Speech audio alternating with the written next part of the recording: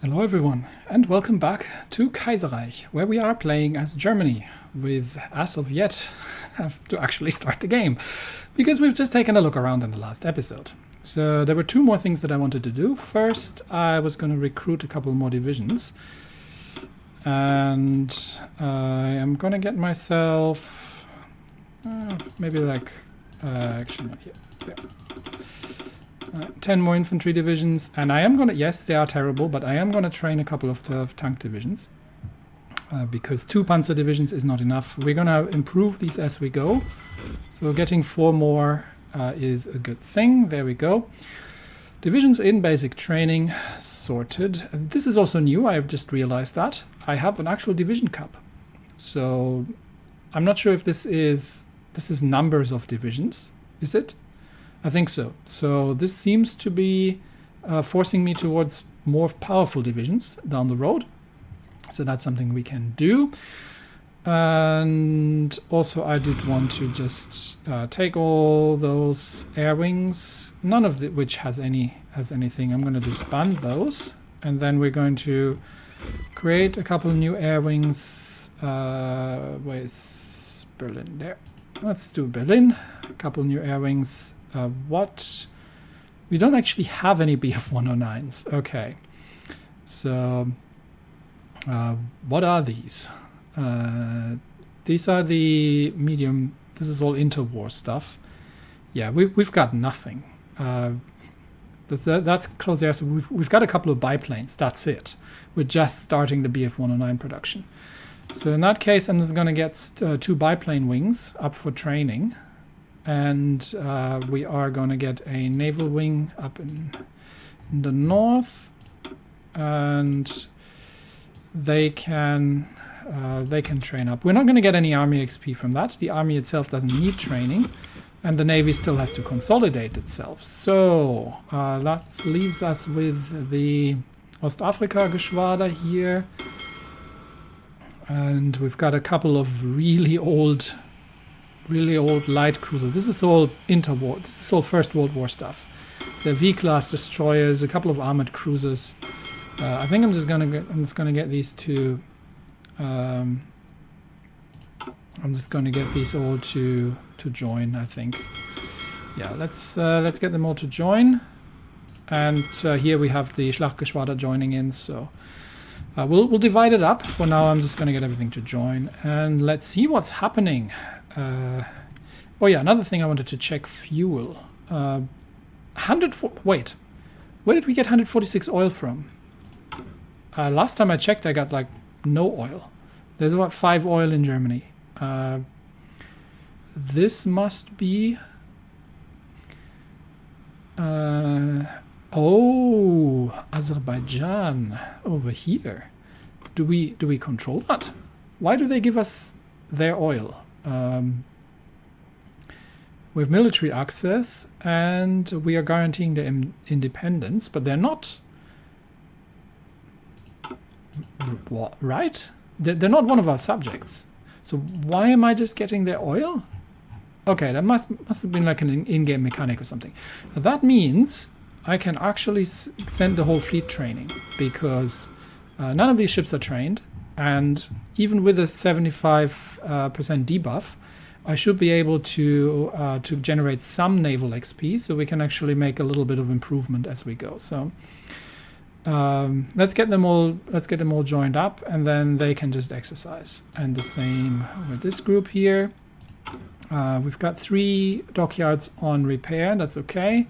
We want to get through the things here, and we might have to trade for. What are the battleships short of? Chromium, of course. So we might want to trade for some chromium. Where can we trade from? We could trade from Germany's Asia without having to use. That's probably going to give us more chromium than we actually need. But it is going to increase their independence. So that's fine. That is going to give us all the chromium we're going to need. So for now, we're going to do that. 1 civilian factory, and that gets our production lines up to speed. And yeah, we're going to need better tanks, and we're going to need them soonishly. Okay, so that's all exercising, and nothing's going on just now. So like we said in the introduction in the last episode, the current chancellor is pretty much dead in the water, because he lost the support of the why am I having negative political power change? Oh, it's the March leads to April thing. Von Dirksen gives me -5%. Okay, so we actually have negative political power change. Yeah, it's fine. Did we do the? Yes, we did the thing. The other thing that I can probably do is I can start selling some of my equipment here, because I probably this is all crap. Assuming that I'm not going to be at war, and this should give me something useful. So can we just select all? Because this will give me some effective civilian factories for construction, which is good early on. So I don't want these old airframes. We've got a lot of these old Dorniers, interwar airframes. What else do we got? I got these things. I don't want those either. So sell those. I have no idea if that's a good idea or not. Some old Junkers, 86. You can sell those.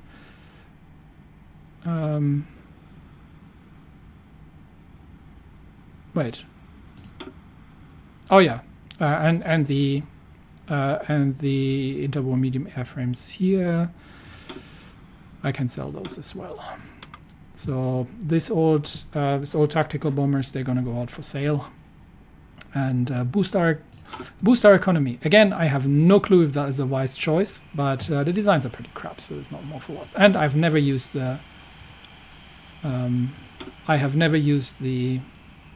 What are the others selling? Civilian trains. We have some. Okay, what's going on here? Purchase. Oh, that's the purchase requests. You want 22 of these. There you go. You can have the fighters. Brazil, you can have some, and Denmark, you can have some. There we go. Selling like hotcakes, aren't they? So this gives me then.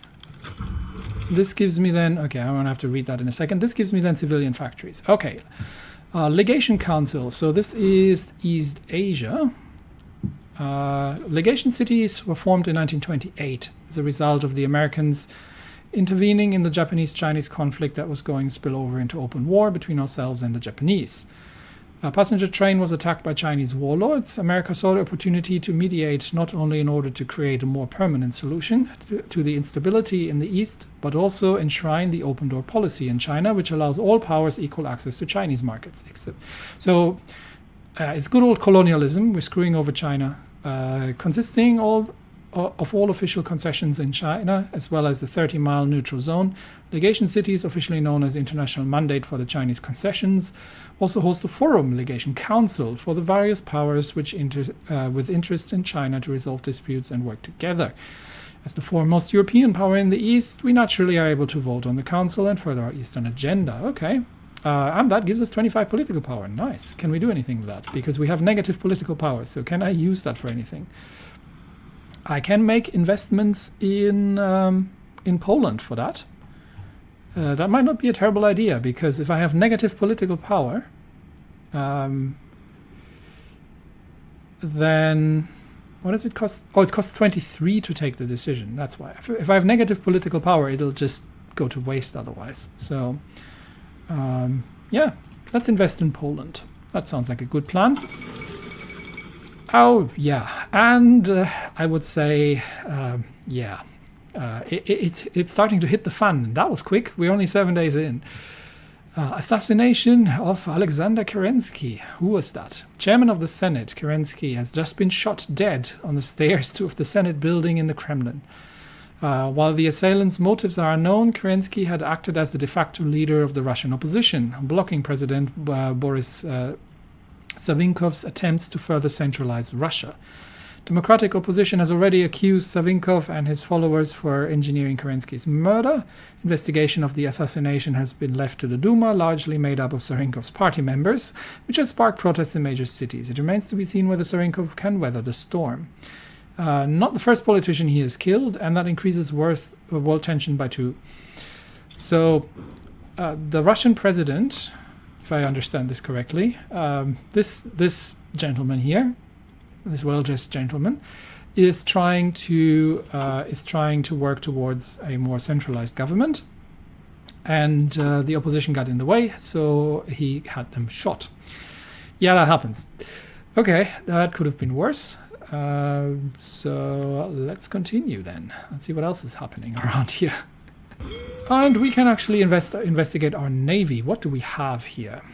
We've got we have 8 battleships, 3 heavy cruisers, 13 light, 64 destroyers, and 31 submarines. And I bet you they're all terrible. 4 Deutschland class and 2 Königs. So let's see what these are. And these are battleships, so they are probably outdated designs. Yes, Deutschland class is 19 knots max speed. This is somewhat outdated, and we've got 2 turrets. Not great. And we've got the König class, which is even worse, I think. Let's quickly compare the two with the including, where is the Deutschland class? Am I blind? There it is, Deutschland class. So yeah, the Deutschlands are better than these things still. So Königs are World War I vintage cruiser battleships. So we basically have some very old, not very useful forces here. We've got a bunch of light cruisers, a couple of old destroyers. This is all destroyers, old destroyers, and we've got some Type 2, some Type 2s and some Type 7s from on the submarine front. Well then, okay, we'll let them exercise, generate some naval experience, and then we will eventually be dealing with this. Okay, yes, I still have negative political power income, and people are... do I want to sell the Dutch? They're potentially... No, the Dutch don't get any. Norway can have some, hang on. Norway can have some. Aftermath of the assassination. The shots firing on the streets of Moscow yesterday marked the first unexpected event this year and has struck Germany directly. As in their aftermath, the German ambassador in Moscow, Friedrich Werner von der Schulenburg, received an invitation from the Russian Ministry of Foreign Affairs to negotiate on the future of Russo-German relations.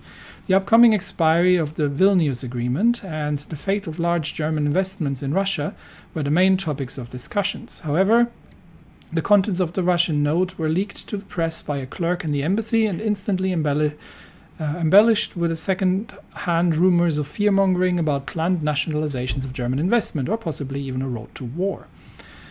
The stocks of companies with large investments in Russia, especially heavy industry giants such as Krupp and Rheinmetall, began to tremble in the aftermath, and what has so far been a steady stock market spike has turned into a volatile market.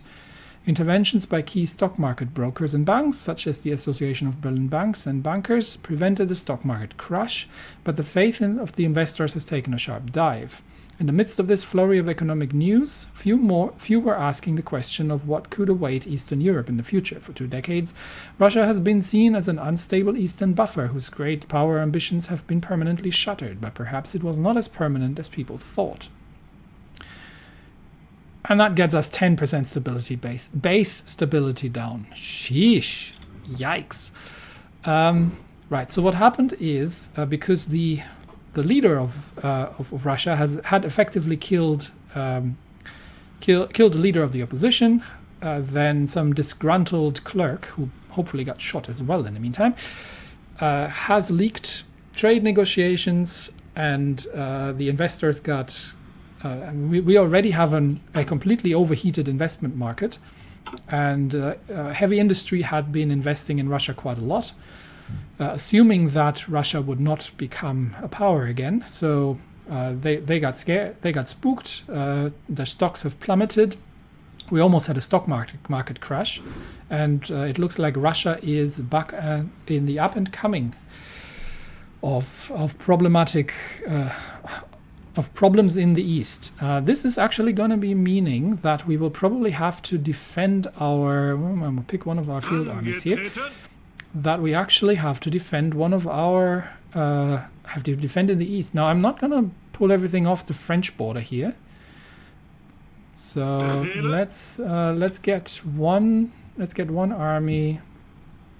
Let's get one army positioned along the French border here, just in case the socialists are getting funny ideas. And then we are going to get another army. Probably we'll put them on a defensive line on the Russian border here. Something like that. Okay, and we have the fast attack force, so they can move to Ukraine. Where were they? Here. I want you to be in Ukraine, please. Oh, that's the whole border. Okay, that's not what I wanted. In that case, we can probably just put the infantry on the whole border. That's not going to be enough to.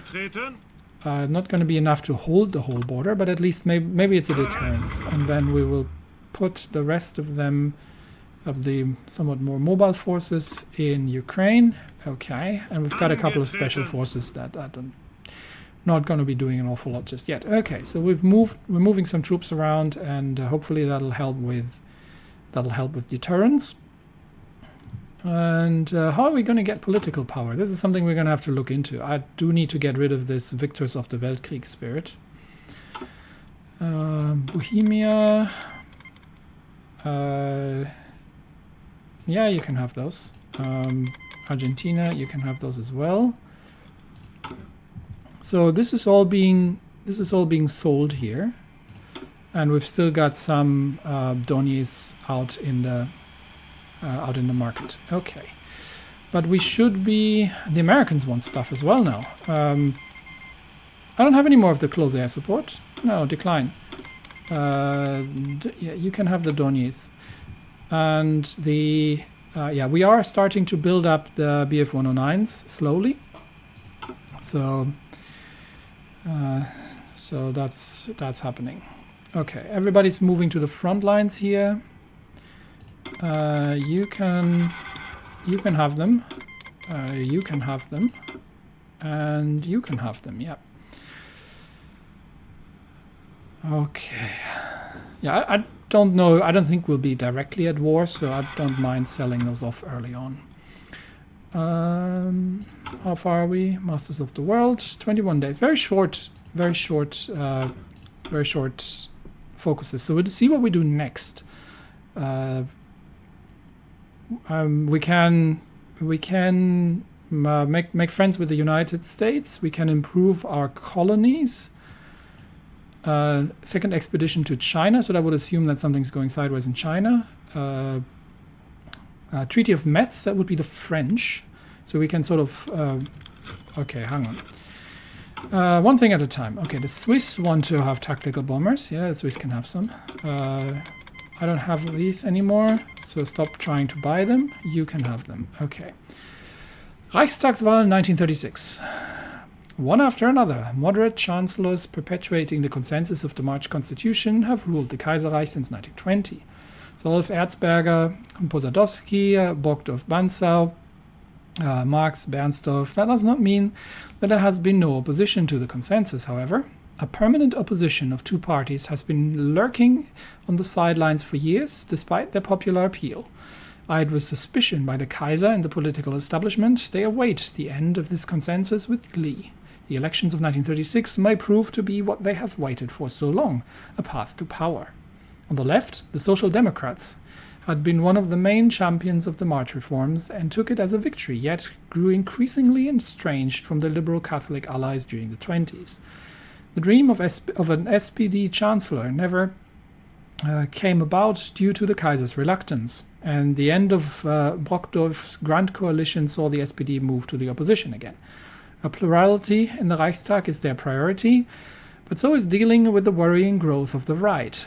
If the Conservatives take advantage of the fall of the March coalition, then the democratic rights, which the German people finally achieved in 1920, may fall under threat.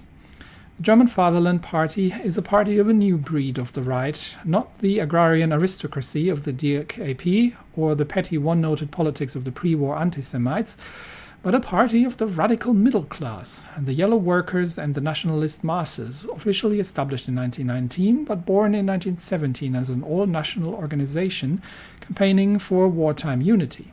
Due to its connections with the Tirpitz Circle, the OHL dictatorship, Tirpitz was at some point sort of a dictator of Germany together with the Oberste Heeresleitung, and secret plots to overthrow the Kaiser during the war. It's eyed with suspicion by everyone, be it Wilhelm II or the other parties. But times have changed, and disappointment with the March coalition can easily benefit the DVLP.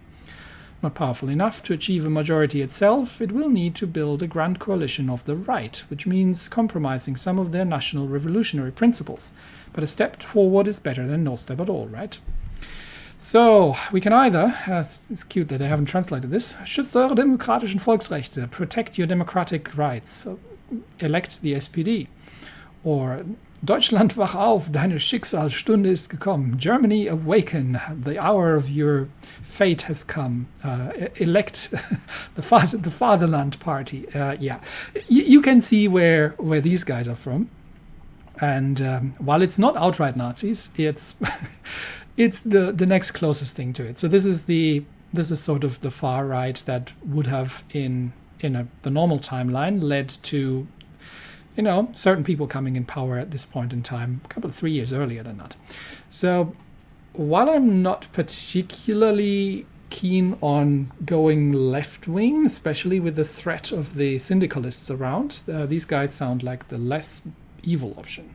So we have the option of either playing as SPD or as the Deutsche Vaterlandspartei, and I am going to go with SPD here, which then opens up the Reichstag election of 1936. So April 10, we're still 3 months off. Tumultuous term finishing with even more tumultuous final 4 months.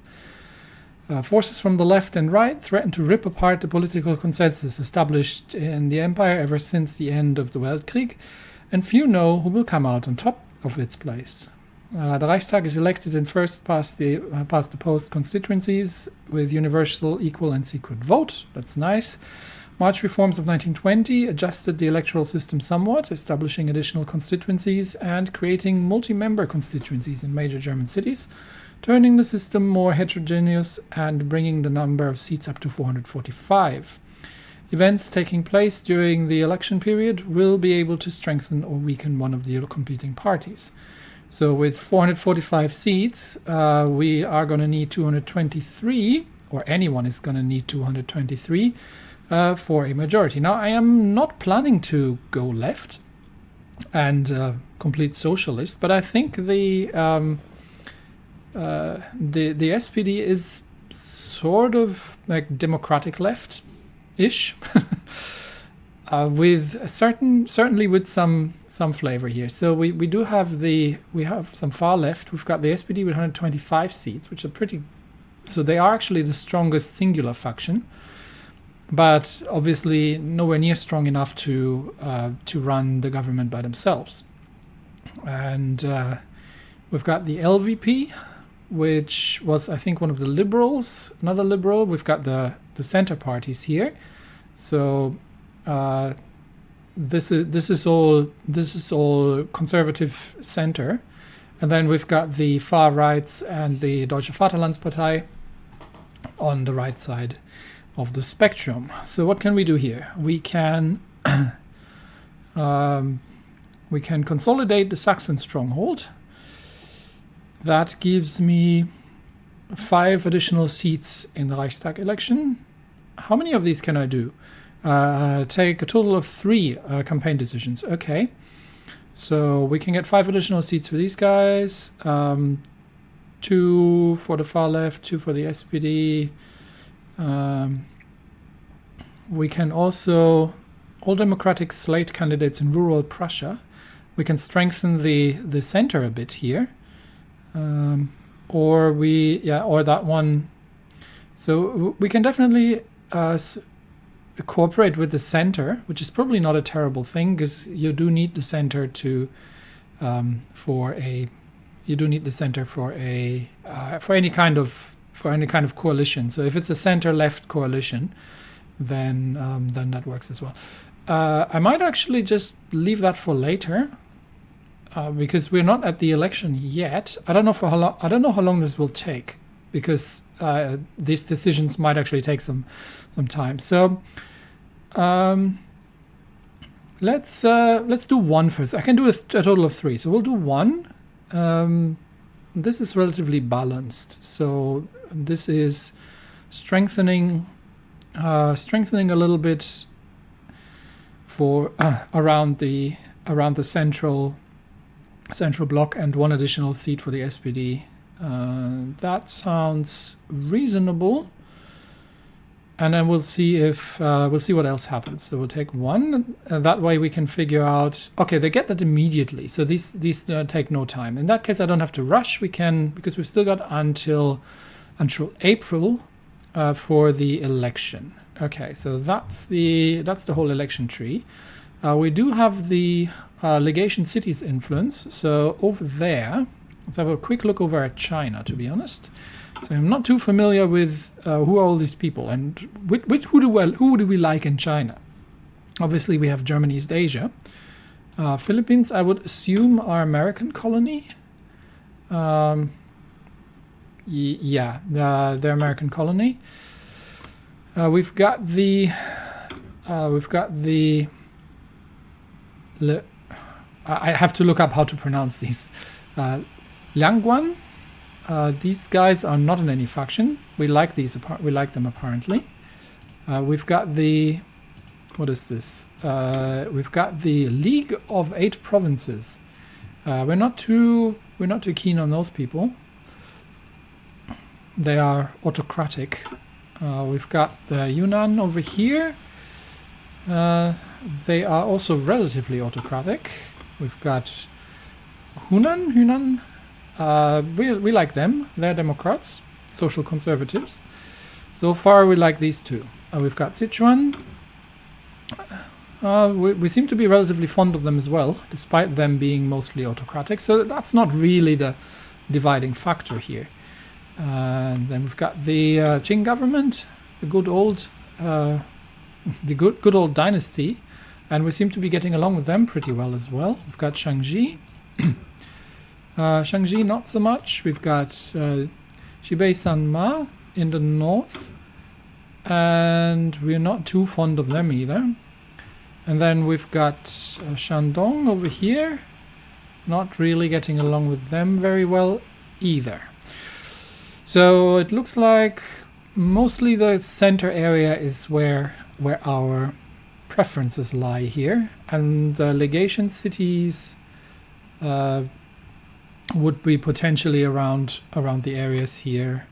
This is held by Germany, East Asia, and this is held by Germany, East Asia. So we've got 2 ports here that we're actually controlling, and there's a division here plus a couple of destroyers that I do not directly control. Okay, so we've got that sorted, sort of. We might have to pay much closer attention to the Chinese politics when this becomes an issue.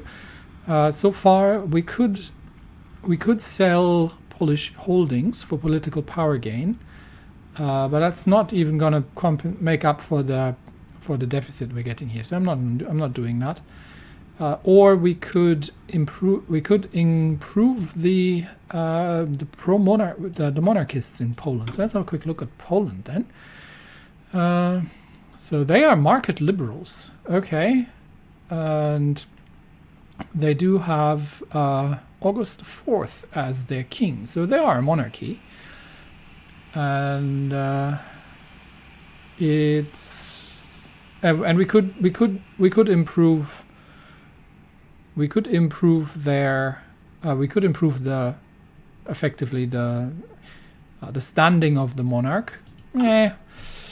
I'll hold that back until I feel like I need it. The other thing we can do, obviously, while we are busy constructing things, the other thing we can do eventually is build up the intelligence agency, because we actually have the Abteilung 3B, the foreign intelligence, and we're going to get our first operatives relatively soon. So just going through the tree here and getting a couple more operative decisions might not be a bad thing to do anyway. For now, we have to keep an eye on the elections here, and well, we can still boost the left faction if we so choose before the April 10th. So there's still some time to do. You want Donis? Yeah, you can have. How many of these things am I still having in the? Oh, I still got. Do I still have those here? I thought I sold those. Okay, that's fine. We are selling most of the stuff off. I'm just curious how this works really. So we are delivering these by what? By boat, presumably. So we are getting. This is not our factories, right? Yeah. So the buyer allocates civilian factories to pay for the contract, and depending on how many factories they allocate, that decides how many deliveries they get. So they're all like allocating a factory. So I should be having. No, I'm not getting the factories here. How does this work? Or is this just kind of IC that I receive? Maybe this is just IC that I receive. Anyway, okay. So we've got that sorted, and yeah, we'll deal with election decisions when they come up. Oh crap! Do you remember the Russian leader who had the head of the opposition shot? Well, he just got assassinated. Boris Savinkov, president of the Russian Republic since 1934, is dead. In an attempt to flee the capital after massive protests broke out, his car was blown up while he was in it, and he succumbed to his injuries shortly after. Interesting that there was actually anything left to succumb. In the wake of his assassination, a power vacuum has opened up, and the national populist government, once pioneered by Savinkov, has collapsed. The new chairman of the Senate, Viktor Chernov, has been sworn in as the interim president, but his rule has already been challenged by the right and the military, who fear that a socialist revolution may be imminent. This is a problem because our industry has invested heavily in Russia, which means that now the leading opposition figure has been liquidated, and in retaliation, the president has been shot. And both the left and the right appear to be having some funny ideas in terms of who should be next. Yeah, their stability is down to 1%. So Russia is effectively close to a civil war, which means that all the investments we've made are probably going to come back to bite us. And we already had almost an economic crash, so things might get a little spicy, I guess, over there. But yeah, so we've got many problems ahead of ourselves. We have the 1936 elections in Germany, which are shaking things up massively, and we've got the Russians. We've got the Russians, and the Finns are extremely low on equipment. That is bad. Do I have anything in the stockpile I can send them? No, because I am actually building up. Training some divisions. And yes, we have enough fuel thanks to Azerbaijan. But Azerbaijan, if the Russians no longer play ball, the deliveries from there might get quite interesting as well. So we may have to. We may have to consider We may have to consider naval actions even in the Mediterranean or in the Black Sea here, if that becomes an issue. Yeah, I can see how this can get interesting relatively quickly. So in the next episode, we will be following on with the German election, and we will be keeping a very close eye on the Russian situation. And January isn't even over yet. So yeah, game wasn't lying when it said the world was on the brink. Anyway, that's it for me today. Thanks everybody, and I will see you next time. Bye bye.